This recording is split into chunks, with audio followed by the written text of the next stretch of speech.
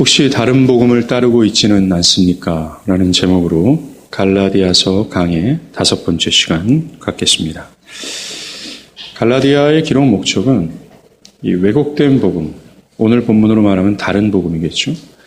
이 왜곡된 복음을 마치 참된 진리로 확신하면서 따르는 이 갈라디아 교회를 향한 사도 바울이 그들에게 자기 성찰과 재수종을 요구하기 위해서 이 편지를 쓴 겁니다. 이 편지는 단순히 그 당시의 교회를 향한 말씀만이 아니라 오늘날 교회 안에 있는 우리의 영적인 사고를 조명해 줍니다. 과연 나는 왜곡된 복음을 참된 진리인 것처럼 믿고 따르고 있지는 않았는지, 즉 분명히 진리가 있음에도 불구하고 내 어떤 사상과 신앙관과 내 신앙 행위 모두가 참된 진리에 의거하지 않고 내 나름대로 신앙하고 내 나름대로의 고집을 따라 신앙생활하고 있지 않은가? 나는 참된 지식을 가진 참된 신자인가?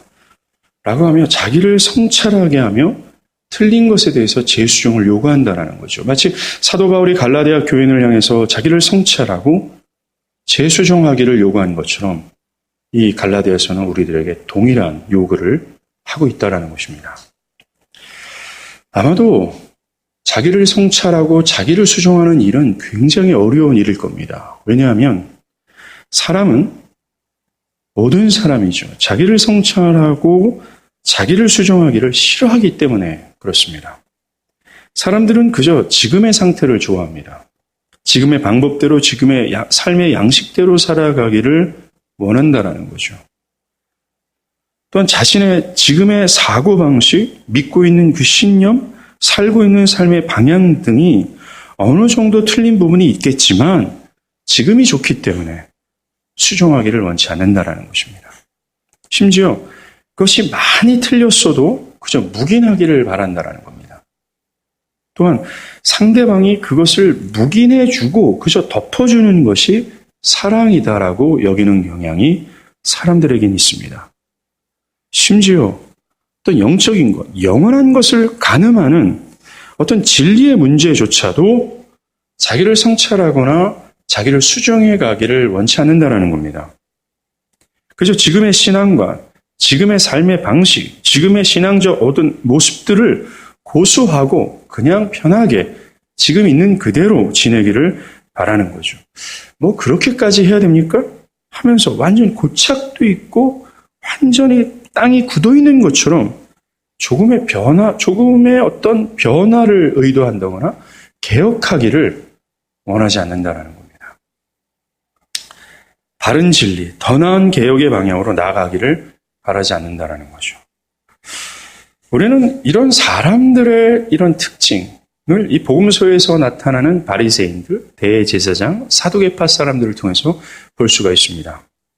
이들 모두가 그리스도를 죽인 사람들이죠. 이 바리새인들은 그 당시 가장 민중들에게 존경을 받았던 인물들입니다. 이들은 모세의 율법뿐만 아니라 장로들의 그 까다로운 모든 유전들을 다 지켜 행했고 이스라엘의 영적 회복을 위해서 열렬하게 살았던 사람들이 이 바리새인들이었어요. 이들은 진실하였고 또 나름대로 여호와를 향한 열정을 가졌던 인물들이 이 바리새인들입니다. 그러나 예수는 이들을 향해서 독사의 자식들아, 마귀의 자녀다, 회칠한 무덤이다 라고 하면서 맹비난을 퍼부셨어요.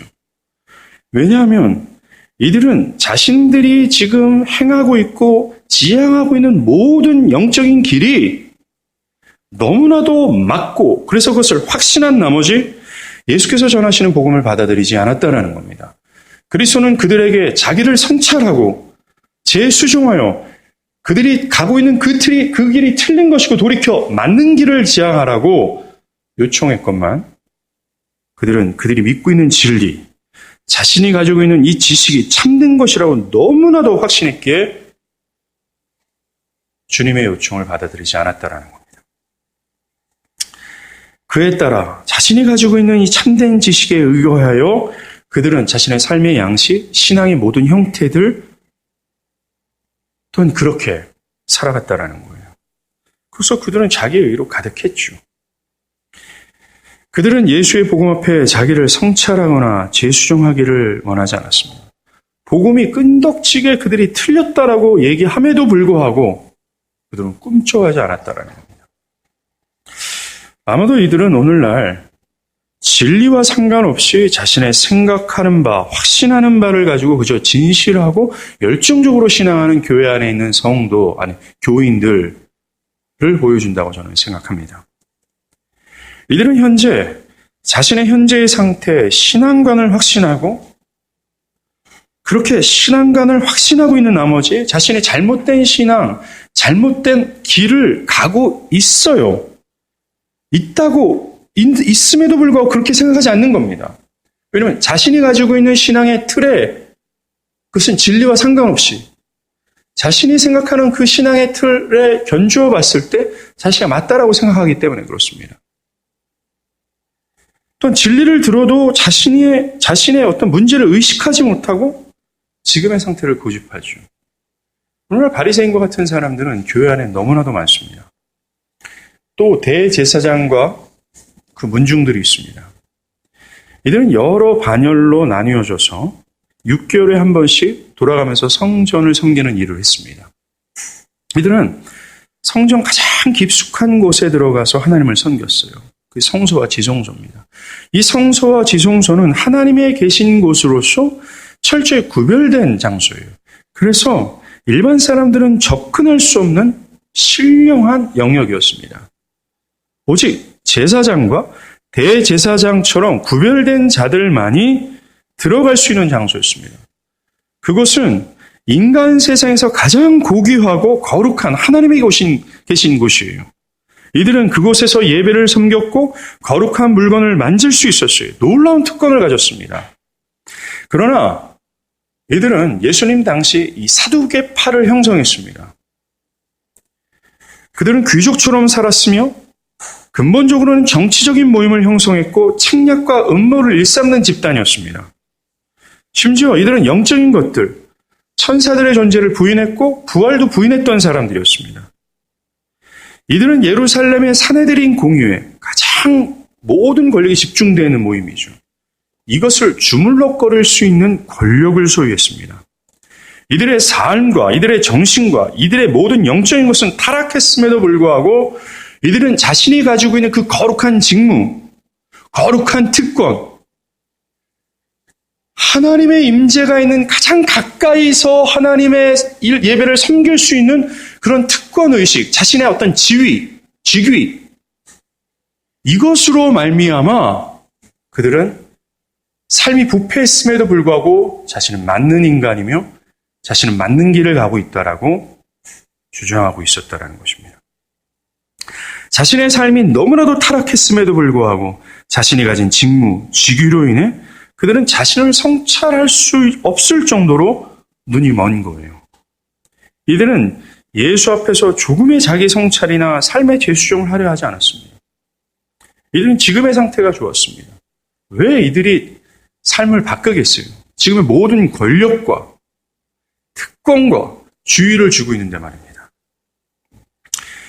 이들이 오늘날 저와 같은 목회자들을 보여준다라고 저는 생각합니다. 하나님의 말씀을 대언하고 주님의 교회를 특별하게 섬기는 직위와 직무를 수행하면서 그 직무와 직위가 자신의 상태를 말해준다라고 착각하는 거죠. 자신의 삶은 온갖 부패에 있고 하나님의 진리를 따르는 것보다 진리와 반대편에 서서 자신의 야욕과 비전과 자신의 원하는 대로 살아가고 있음에도 불구하고 자신은 이 땅에서 가장 거룩한 직무를 수행하고 있다라는 그것으로 인하여 나는 지금 거룩해. 나는 의로워. 나는 맞는 길을 가고 있어. 라고 생각한다는 겁니다. 이들은 진리 앞에 자신을 성찰하거나 재수정하기를 원하지 않습니다. 생각조차 하지 않는다는 거죠. 목회자뿐만이 아닙니다.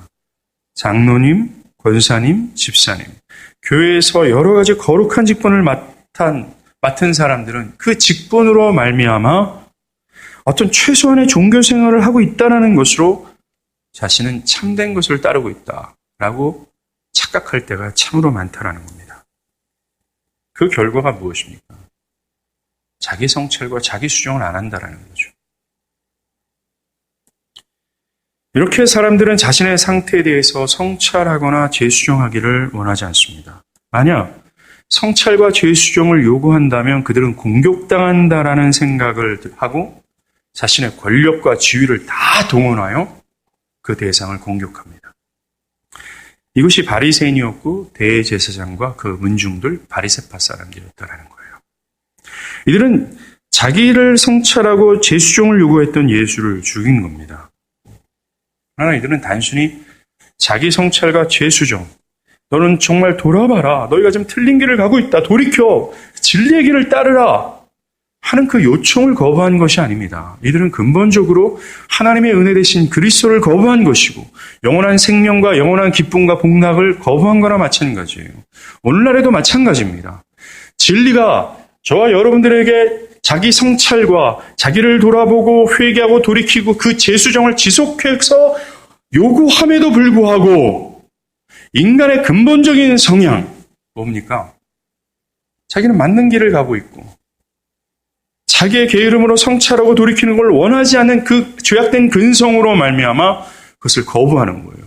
단순히 그것은 재수정과 자기 성찰을 거부하는 것이 아니라 생명과 영원한 기쁨과 복락과 하나님이신 그리스도를 거부하는 행동이라는 사실을 우리는 알아야 돼요. 우리가 그저 나의 직무, 여러 가지 형편으로 그냥 이것이 고착화되어 있고 땅이 굳은 것처럼 딱딱한 심령을 가지고 있다면 어떤 회개하고자 하는 의도도 없고 내 마음의 강팍한 그대로의 상태를 방치하고 있다면 그처럼 두렵고 어리석은 자세가 없다는 겁니다. 그들을 향해서 사도 바울은 저주가 있을 거라고 하면서 굉장히 과격한 말을 하고 있어요. 우리는 다른 사람의 잘못을 참 잘 인식합니다. 다른 사람의 어떤 부정적인 모습들, 잘못들을 좀 날카롭게 지적합니다. 그러나 자신이 똑같은 잘못을 저지를 때는 어떻게 합니까? 일단 변명부터 하려는 근성을 가지고 있죠. 그래서 성경에서 다루고 있는 주제가 나 자신을 지금 겨냥하고 있다 할 때 즉시 방어태세를 갖춥니다. 더 이상 그리고 귀를 기울이지 않으려고 하죠. 굉장히 위험한 자세입니다.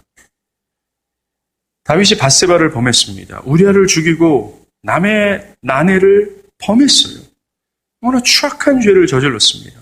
그러나 다윗은 나단 선지자가 와서 그 죄를 지적하기 전까지 자신이 어떤 죄악된 길을 걷고 있는지, 지금 하나님의 반대편을 향하여 가고 있는지를 전혀 인식하지 못했다라는 겁니다. 나단 선지자가 어떤 예화를 들면서 그 사람이 바로 당신이요!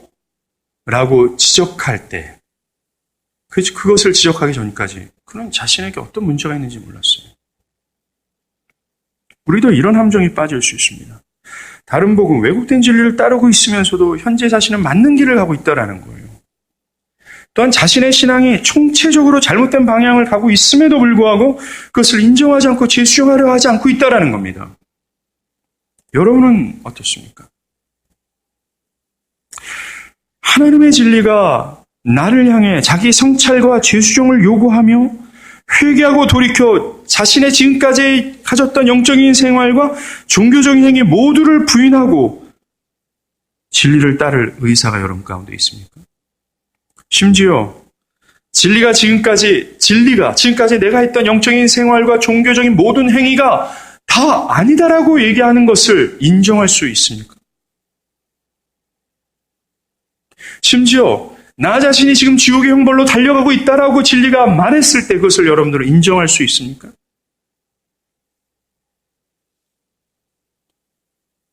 총체적으로 진리가 나를 향하여 나를 성찰케 했을 때 내 모든 신앙적인 것과 삶과 내 모든 의식들이 총체적으로 잘못되었다라는 생각을 들었을 때 그 진리를 수용할 수 있는 겸손함이 나에게 있습니까?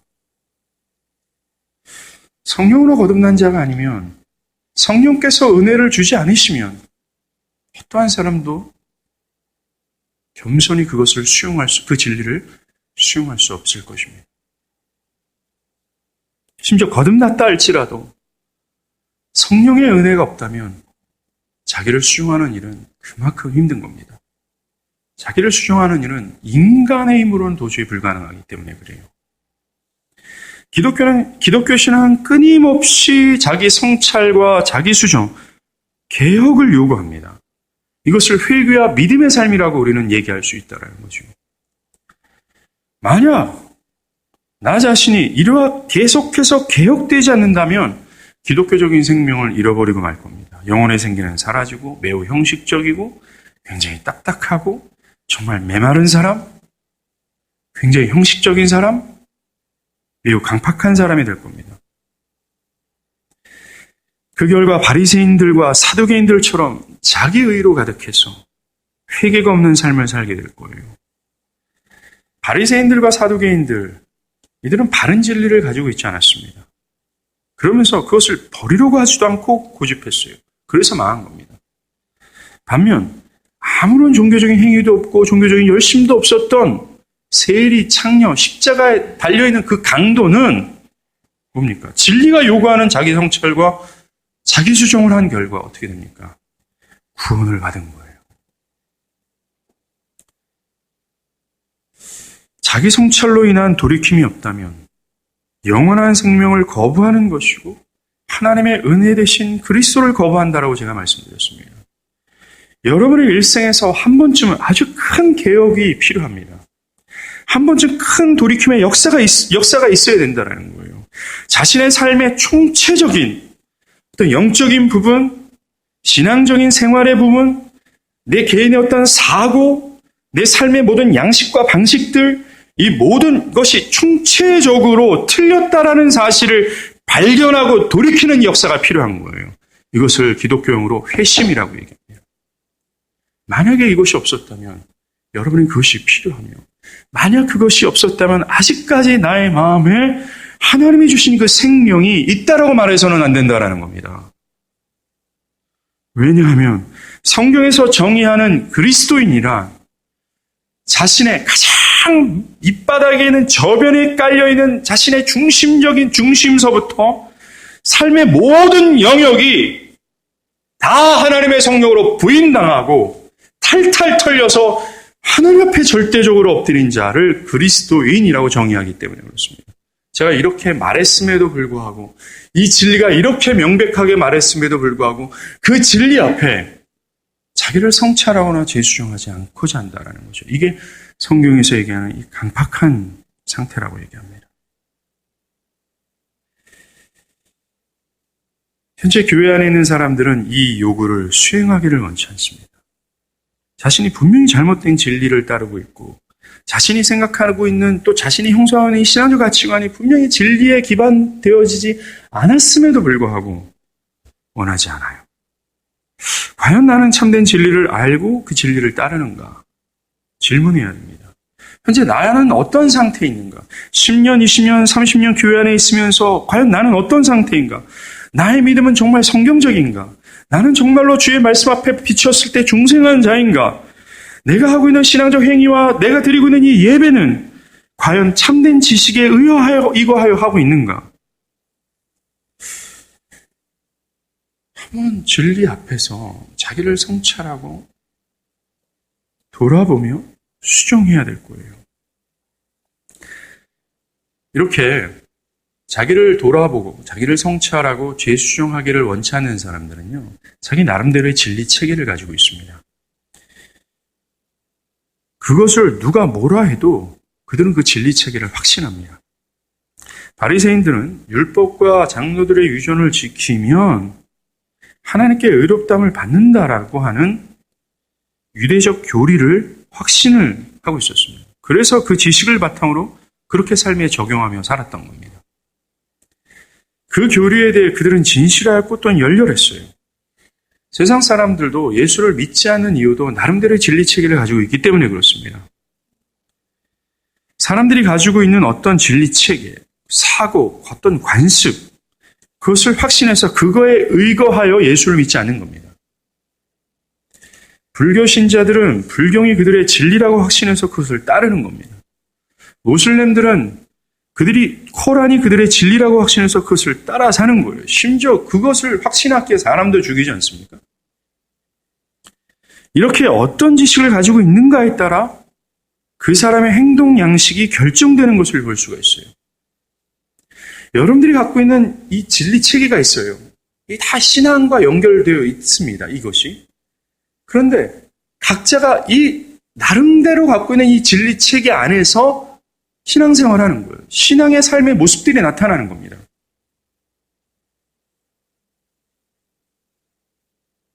그러하기에 우리는 내가 갖고 있는 이 진리 체계가 어떠한가가 중요한 거예요.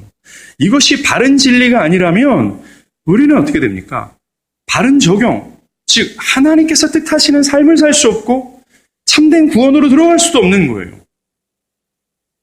왜냐하면 올바른 신앙은 올바른 구원과 올바르게 하나님을 누리는 이 모든 것은 바른 지식, 바른 지침에서 나오기 때문에 그렇습니다. 바른 진리가 올바른 신앙을 낳는다는 거죠. 아무리 그 신앙 형태가, 신앙의 겉모습이 진실하고 열정이 있다 할지라도 바른 진리에서 나오는 신앙의 형태나 열정이 아니라면 오늘 성경은 얘기합니다. 저주를 받을 거라고 얘기해요. 예를 들어서 예수를 믿으면 구원을 받는다라고 하는 이 정말 중요한 진리 아닙니까? 이 예수를 믿으면 구원을 받는다라고 할 때 이 믿음이 매우 중요한 매개체라고 복음을 설명합니다. 믿음을 통해서 구원을 받으니까. 그렇다면 성경에서 말하는 이 구원 얻는 믿음에 대한 참된 지식을 가져야 되는 거예요. 성경이 과연 믿음을 뭐라고 정의하는지를 우리가 알 때 그 바른 믿음을 취하여 우리는 믿음으로 참된 구원으로 들어갈 수 있는 것입니다. 그런데 문제는 성경에서 제시하는 믿음이 아니라 일반 세상의 어떠한 사고, 세상 정신의 바탕으로 하는 믿음이 있어요. 그 믿음을 바탕으로서 나는 믿는다라고 얘기한다면 바른 지식에서 나온 믿음이 아니기에 그 믿음은 그를 지옥으로 이끌 수밖에 없다는 것입니다.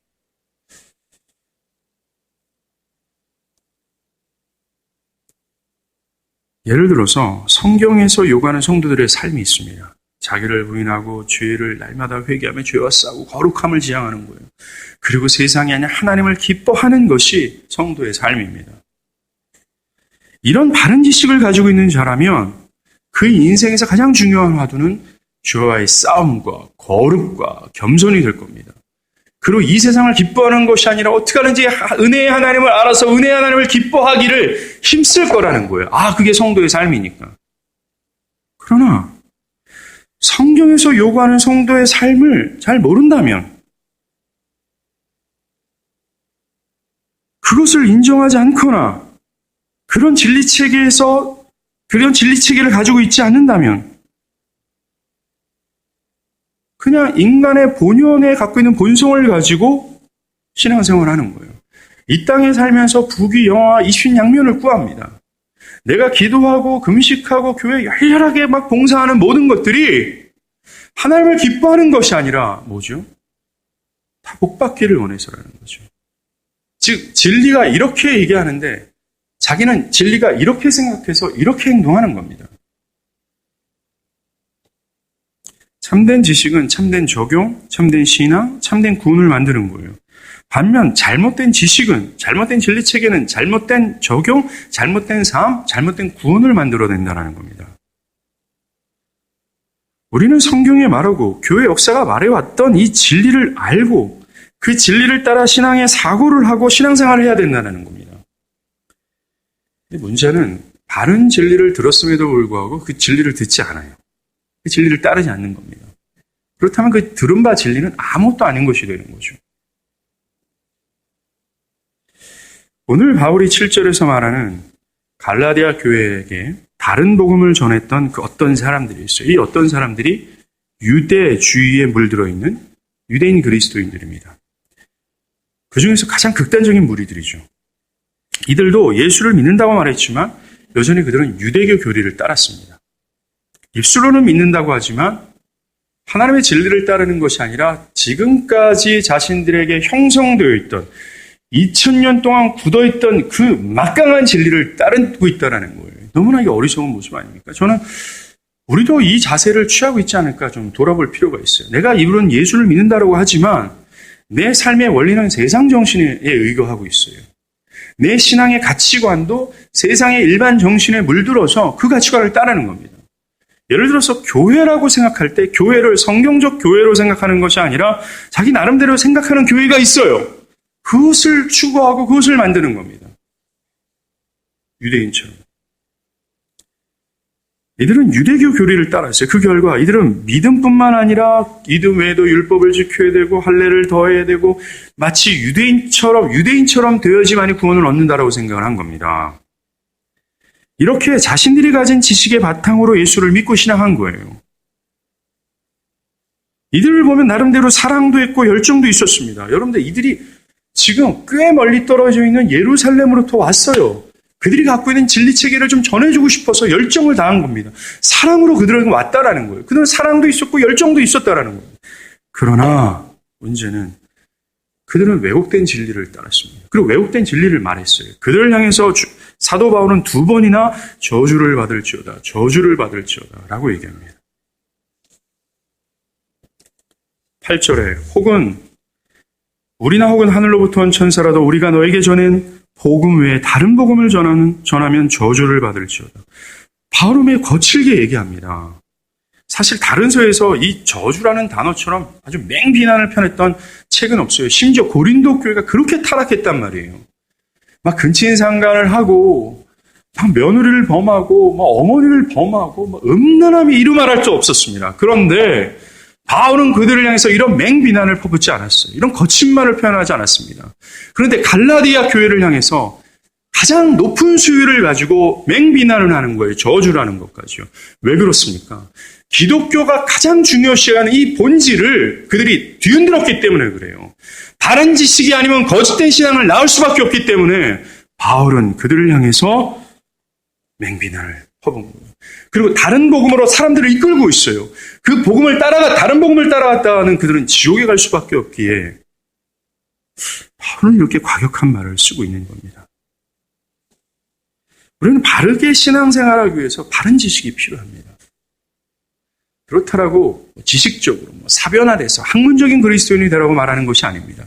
우리가 궁극적으로 원하는 것은 뭡니까? 하나님을 영화롭게 하는 삶이에요. 지난주에 말한 것처럼 나로 말미암지 않고 하나님으로 말미암은 인생을 살아야 돼요. 그래서 심지어 예루살렘에서 죽는다 할지라도 그것이 하나님의 명령이에 거기에 철저히 순종하며 그 죽는 것이 하나님의 명령이 이것을 기뻐하며 살아갈 수 있는 그 인생.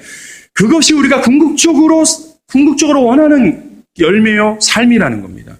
그런데 그 인생을 우리가 살기 위하여 필요한 것이 바른 지식이라는 거예요. 그러니까 끊임없이 이 바른 지식을 습득하는 데 힘을 기울여야 되는 거예요. 그래야 바른 행동을 하는 겁니다. 주일 예배를 드릴 때 열심히 귀를 기울이십시오. 주일 오후 예배 때 가르치는 교리를 열심히 배우십시오. 수예배 때 마태복음을 열심히 들으십시오. 열심히 성경을 읽고 또한 부분적으로 하는 성경 공부들을 열심히 하십시오. 이런 바른 지식을 습득하지 않으면 여러분들은 어느 순간 자연스럽게 진리가 아니라 내가 갖고 있는 진리 체계, 내가 갖고 있는 진리 체계, 세상 정신으로 온갖 오물러 뒤섞여 있어요. 이걸 따르고 있는 겁니다. 여러분들이 왜 우리가 영적인 생기를 잃어버린 줄 아십니까? 왜 우리가 하나님을 향해서 열렬히 또 하나님의 말씀 서로 사랑하고 용납하고 섬기는 하나님으로 말미암은 인생을 살지 못하는 이유가 뭔지 아십니까? 끊임없이 분열하고 나뉘어주는 이유가 뭔지 아세요? 바른 지식이 들어가지 않았기 때문에 그렇습니다. 자신의 모든 가치관이 세상 정신으로 물들어 있기 때문에 그렇다는 거죠. 바울은 잘못된 진리를 따르는 것에 대해서 더 심각하게 얘기합니다. 잘못된 진리를 따르는 것, 이 다른 복음을 따르는 것은 주님을 떠난 것이다. 배교한 것이다 라고 말을 하고 있어요. 6절을 볼까요? 그리스도의 은혜로 너희를 부르신 이를 이같이 속히 떠나 다른 복음을 따르는 것을 내가 이상히 여기노라. 내가 너무나 황당하다.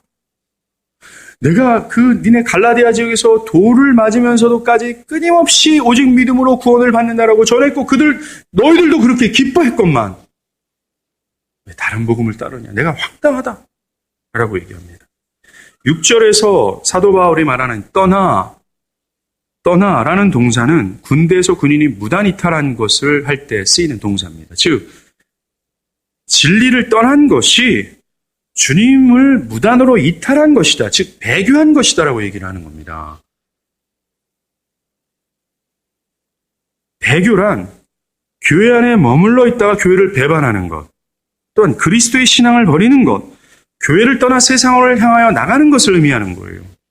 배교는 단순히 교회를 저주하고 교회를 떠나는 정도의 수준만을 말하는 것이 아닙니다. 여전히 교회에 머물러 있으면서도 하나님의 말씀을 거절하는 거예요. 자신의 왜곡된 신앙관과 왜곡된 고집으로 그 하나님의 진리를 저항하는 것, 이것을 배교라고 성경은 얘기합니다. 진리를 따르지 않고 자신의 생각대로 자신이 세우던 어떤 종교적인 습성을 따라가는 것, 그 배교라고 얘기해요. 이 배교의 결말은 에서와 이스마엘처럼 되는 겁니다. 버려진다라고 얘기해요. 그냥 믿으면 되지 않아요, 목사님. 그냥 교회 열심히 다니고 뭐 이렇게 어렵습니까? 뭘 또 배워야 이렇게 복잡해야 됩니까? 그래서 개혁주의를 지향하는 교회가 부흥 안 되잖아요.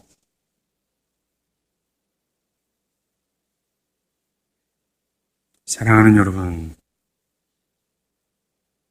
우리는 교회를 떠나거나 아니면 큰 죄를 범하는 것을 주님을 떠났다라고 생각합니다. 아니면 건전하지 못한 교회를 다니는, 이단 교회를 다니는 것을 향해서 주님을 떠났다라고 얘기합니다. 그러나 바울은 다르게 얘기합니다. 진리를 따르지 않고 진리를 떠난 것이 주님을 떠난 것이다 라고 정의한다는 거죠. 바울이 오늘 본문에서 다른 복음이 너희를 교란케 한다라고 얘기합니다.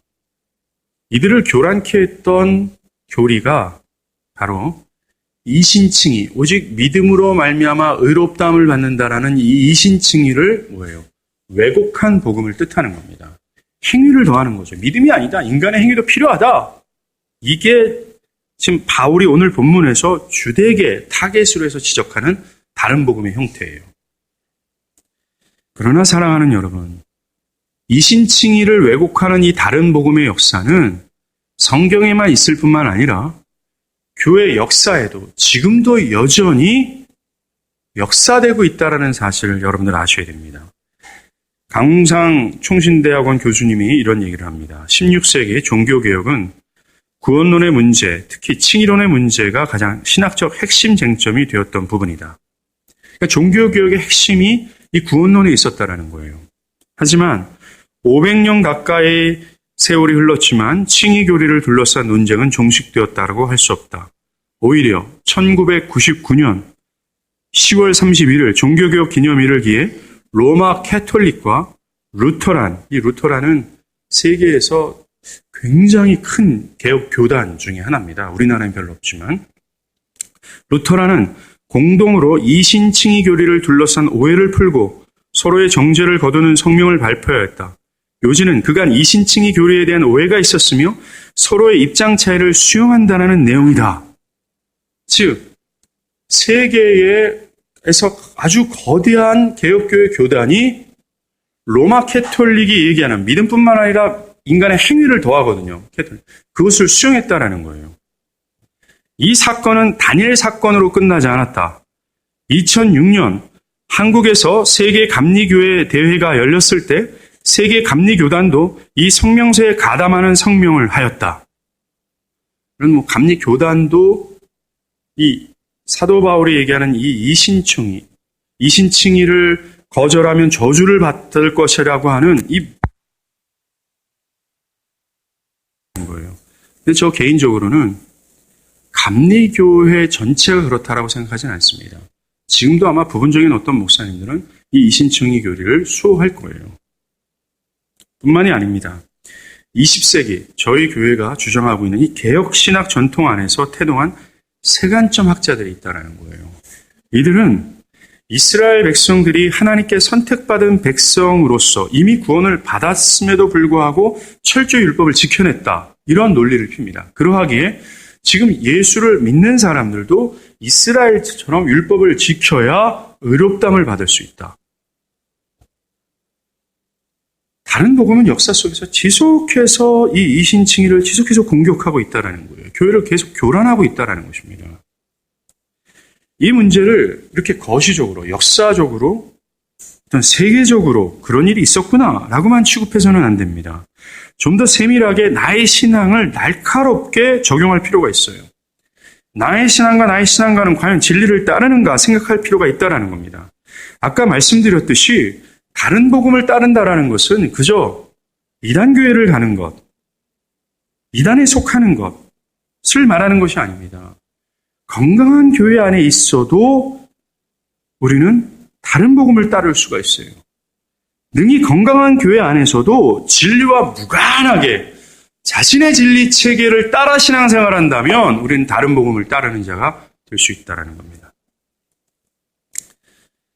그저 교회 역사와 성경이 정말 죽음을 불사하고 지켜냈던 우리 선조들이 이 진리를 따르지 못하고 그저 자신의 방식대로, 자신의 관습대로 신앙생활한다면 다른 진리를 따르는 것이고 이것은 주님을 떠난 행동이라고 얘기하는 거예요. 하나님의 은혜를 알아가는 것, 진리를 탐구하고 또한 진리대로 살기를 씨름하는 것, 이런 것도 없이 그저 기도원 가서 열심히 기도하고 주일 예배 그냥 와서 드리고 헌금 그냥 드리는 것, 진리 없이 그저 신앙적인 형식적인 모습들만 갖고 있는 것이 그것을 향해서 바울은 뭐라 그래요? 주님을 떠난 배교다라고 얘기합니다. 저는 지금 이런 행동이 잘못됐다고 얘기하는 것이 아니라 진리 없이 그렇게 행동하는 것을 문제 삼고 있는 겁니다.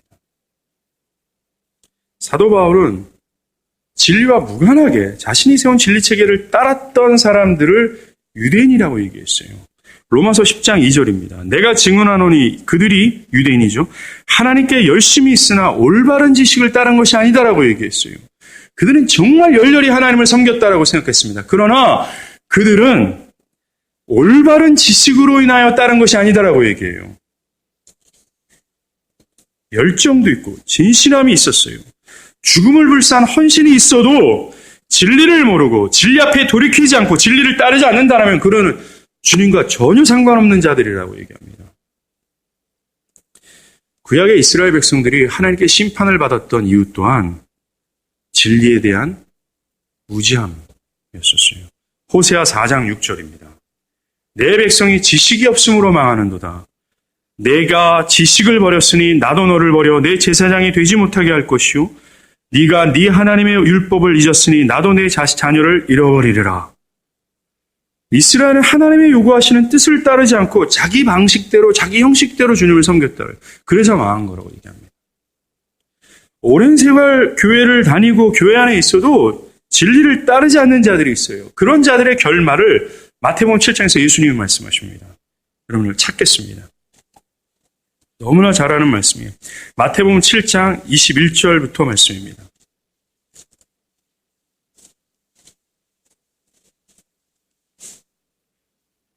오랜 세월 동안 교회 안에 있고 열심과 진실함을 가졌던 사람이었지만 진리를 따르지 않자 찾아왔던 그들의 결말 21절부터 제가 읽도록 하겠습니다. 21절부터 22절 두 절을 한 목소리로 같이 읽지요.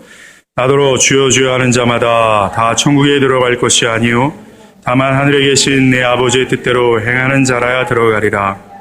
그날에 많은 사람이 나더러 이르되 주여 주여 우리가 주의 이름으로 선지자 노릇하며 주의 이름으로 귀신을 쫓아내며 주의 이름으로 많은 권능을 행하지 아니하였나이까.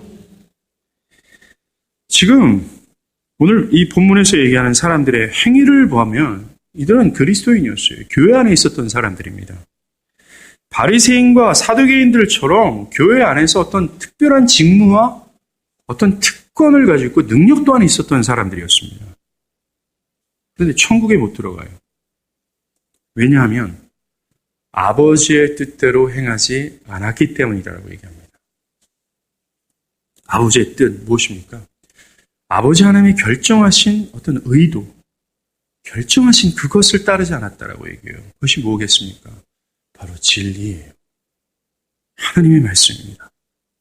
그 진리대로 행하지 않고 진리를 따르지 않는 상태에서 교회 안에 있었던 사람들이에요.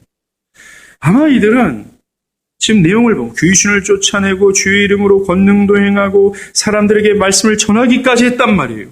이들을 보면 교회 안에서 정말 사람들에게 존경을 받았던 사람들이었을 겁니다. 바리새인도 존경을 받았잖아요. 이들은 정말 특별한 어떤 직무, 지위를 행한 아주 거룩한 사람이라고 여김을 받았을 거예요. 사두개인이 그랬고 대제사장들이 그렇지 않았습니까? 근데 그들 마음속에 자신이 가지고 있는 진리체계가 있었어요. 신앙은 이런 거겠지. 믿음은 이런 거겠지. 주님을 믿는 것은 이런 거겠지. 이 정도 해도 되겠지. 진리와 무관했던 겁니다. 그 결과 마지막 날 천국에 못 가는 겁니다. 주님은 뭐라고 얘기하세요? 나는 너를 모른다 하십니다. 사도 바울이 오늘 본문에서도 그런 자들은 저주를 받을 것이다 라고 말씀하지 않았습니까?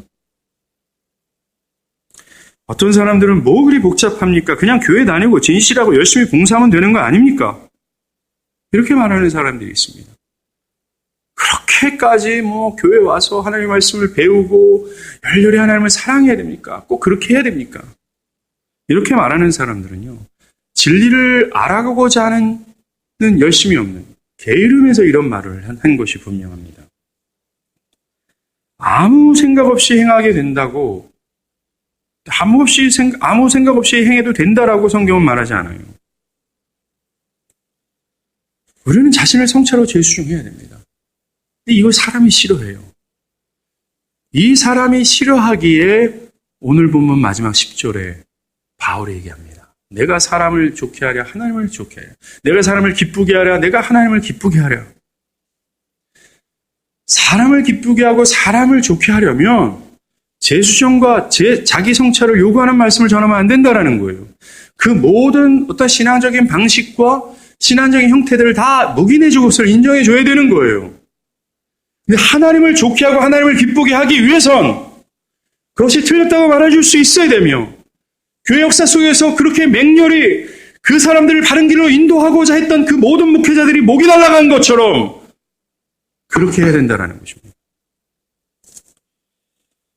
저도 이제 목회를 한국에서 이제 1년, 2년, 3년 이렇게 하면서 많은 부분을 부정적으로 생각했을 때 타협하고 싶은 생각들이 참 많습니다. 그냥 사람을 좋게 하고 사람을 기쁘게 했을 때 얻어지는 것이 있어요. 근데 하나님을 좋게 하고 하나님을 기쁘게 했을 때 빼앗기는 것이 있습니다. 이 안에서 저도 수많이 갈등하는 부분들이 있어요. 어느 범위까지는 그냥 어느 정도 인정하면서 이렇게 가야 되지 않을까라는 생각을 할 때가 참 많습니다. 근데 오늘 본문 10절에 바울은 저와 같이 게으른 목회자를 깨우는 거예요. 하나님이 두렵냐, 사람이 두렵냐. 너는 하나님을 기쁘게 하려고 하냐, 사람을 기쁘게 하려고 하냐. 설교 초반에 말씀드린 것으로 돌아감으로 설교를 마치겠습니다. 우리는 과연 바른 진리를 알고 진리대로 행하고 있는가? 이 문제를 가지고 자기를 성찰해야 돼요. 과연 내가 갖고 있는 이 진리 체계가 과연 진리 앞에 올바른 것인가? 나는 정말 성경적인 믿음이 있는가? 그 믿음으로 구원을 받았는가? 나는 중생한 자인가? 내가 현재 생각하고 있는 신앙과는 맞는가? 내가 하고 있는 신앙생활은 맞는 형태인가? 질문해야 됩니다. 만약 그것을 확신하고 있다면 그 근거가 과연 무엇인가? 대답해야 합니다. 특별히 신앙 영주가 많은 분들은 오늘 말씀을 주의 깊게 들어야 됩니다. 또한 거룩한 직분을 가진 분들, 집사님, 권사님, 장로님, 목사님, 전도사님 등등, 또한 교회 봉사에서 특출난 분들은 오늘 말씀에 주의를 기울여야 되는 거예요.